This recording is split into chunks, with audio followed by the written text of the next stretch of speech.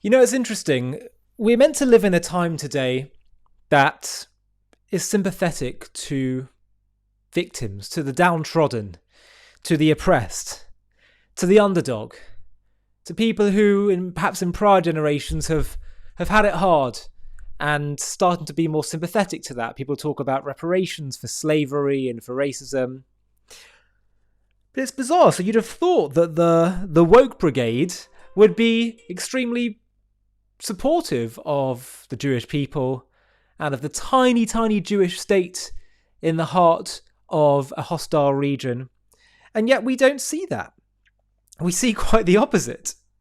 And they try to make it out as if Israel is the oppressor against the oppressed. But actually, if you understand that the Palestinian Arabs are part of a greater Arab coalition, which is 100 times the size of Israel, and they're just pawns in that attempt to cynically try and annihilate the Jewish state, and understand that since Israel's inception, even before that, there's been really the Arab region and world and the Islamic world has been hostile to Israel. And so actually Israel is in many ways not the oppressor, but is actually the one facing the oppression.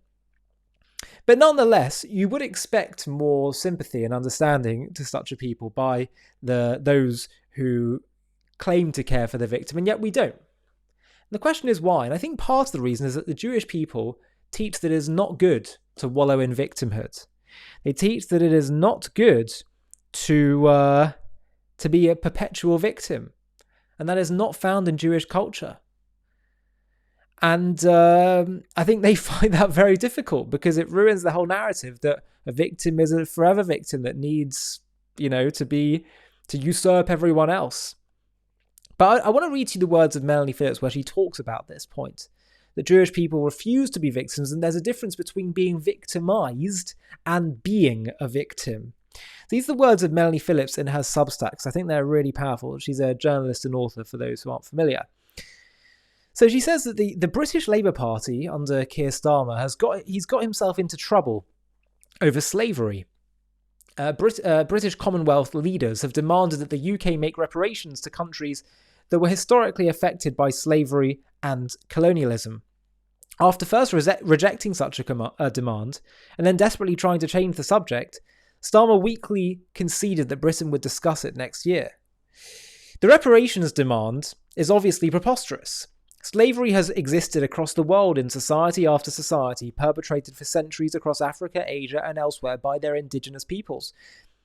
And this is the key part. Britain was the first country to end its participation in the slave trade and encourage others to do so. And by the way, I found out that it actually cost them to do that 40% of their GDP. And yet they did it because they believed it was right. Remarkable. Of course, slavery was the way slaves were treated was abhorrent and evil, but the fact that they decided before any other country, any other place on earth, we're putting a stop to this. It took moral strength. Phillips continues, in addition to these obvious objections, however, slavery also raises the issue of victimization and victim status. Like slavery itself, victim culture is being used to demonize the West and fry its collective brain. There is an enormous difference between victimization and being a victim.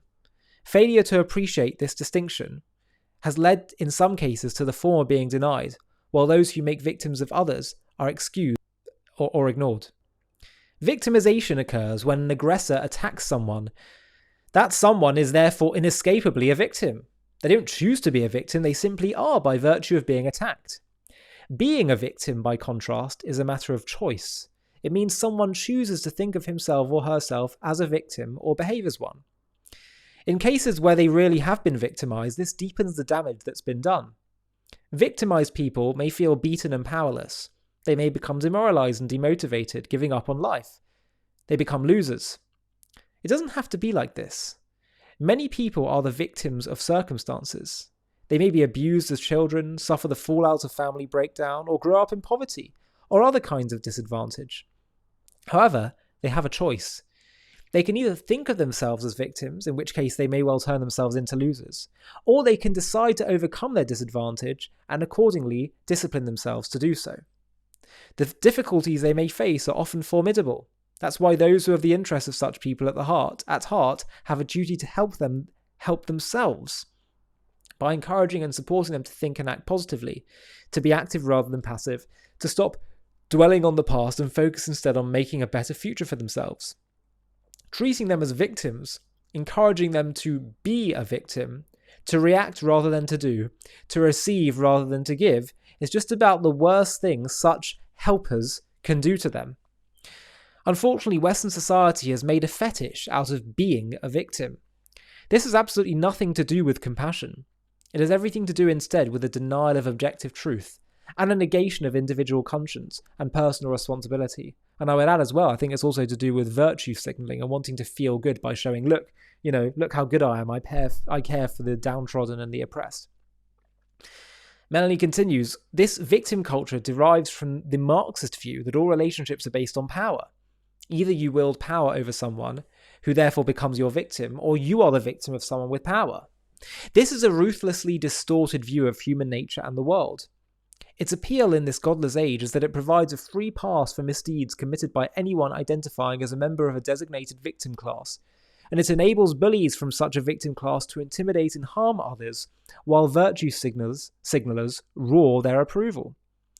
Anyone from a powerless class is deemed to be incapable of doing anything wrong, while anyone from a powerful class is deemed incapable of doing anything right. This enables actual power to be abused, with groups accused of being victimizers, even when this is untrue or unfairly decontextualized. Accordingly, it's a way of demonizing all white people on the grounds that they are the colonialist oppressors of people in non-European countries. Hence the false accusation that the West is guilty of slavery, while all dark-skinned people are the exploited victims of colonialism. By trading in false accusations, avoidance of responsibility, and abuses of power, victim culture has helped to destroy the West's moral compass. It also turns into double victims, some who really have been victimized. For those pushing a false status of victimhood, often seek to deny the reality of true victimization, because the sharp contrast between actual victims and victim culture reveals the latter to be a manipulative sham. The principal group targeted for denial in this way is the Jewish people. Jews, grotesquely designated in victim culture as an oppressor class, are the most victimized people on earth. Jew hatred through the centuries has led to the persecution, attack, and murder of millions. Today it continues at epidemic levels which are out of control throughout the West, as well as in the Islamic world. Anti-Semites deny this victimization. They claim that the Jews invent it, playing the victim card to conceal their assumed misdeeds and exploitation of others. They believe that the Jews use the claim of anti-Semitism to enable them to get away with it. And what exactly do they believe Jews thus get away with? Why, that the Jews are a powerful and sinister cabal with global power, which they use to further their own interests and harm others. In other words, all the anti-Semitic canards about the Jews that are a vicious lie, but which anti-Semites believe to be true. Such people also resent any evidence of anti-Semitism because they want to hate the Jews without being prevented from doing so by social opprobrium. They cannot tolerate the truth about Jewish victimization because that would reveal themselves to be the disgusting people they are. They want to be able to hate the Jews while continuing to drape themselves in the mantle of moral virtue. It's true, I was just earlier today, I was in central London, and I walked past an anti-Israel demonstration. I don't even call them pro-Palestine; they're just anti-Israel. They're not interested in the Arabs of Gaza and Judea and Samaria. And they kept shouting on the microphone, "Shame on you! Shame on you!" Because that's what they want to do. Melanie's just exactly right. They want to make it morally okay for them to be hateful to the Jews. If they can shame the Jews, well, then it's justified, isn't it? My hatred, because I'm hating a shameful people. Melanie continues, proponents of victim culture have a further problem with the victimization of the Jews. Using their own victim status as a social and cultural weapon, they can't tolerate the fact that the Jews never play the victim card. That's exactly right. That's what I was saying at the start. Despite the ever-ending persecution the Jews have suffered, they've always picked themselves up and sought to transcend their pain and distress by making the best out of their lives and the lives of others. The only reparations they sought after the Holocaust were to secure the return of what was rightfully theirs and had been stolen from them. They've never demanded that the Catholic Church, the British ruling class, or the continent of Europe pay reparations for the centuries of persecution they inflicted upon the Jews. They've never assumed that the appalling way the world has treated them means that the world owes them a living. They just got on with building positive and productive lives. From the ashes of the Holocaust, they created a spectacularly thriving, life-affirming state of Israel.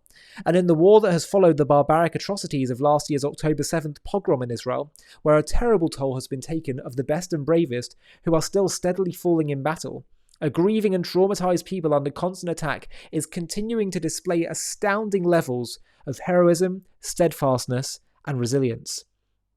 Despite the fact that they have been so badly victimized, Jews chose never to be victims, never to live or behave as victims. Stating this fact drives anti-Semites mad. But they play the victim card all the time, they scream. To them, Jew hatred is a self-serving fiction. They can't acknowledge the moral necessity of identifying its unique and all too real characteristics. They can't recognize the difference between truth and lies. They can't stand Jewish resilience.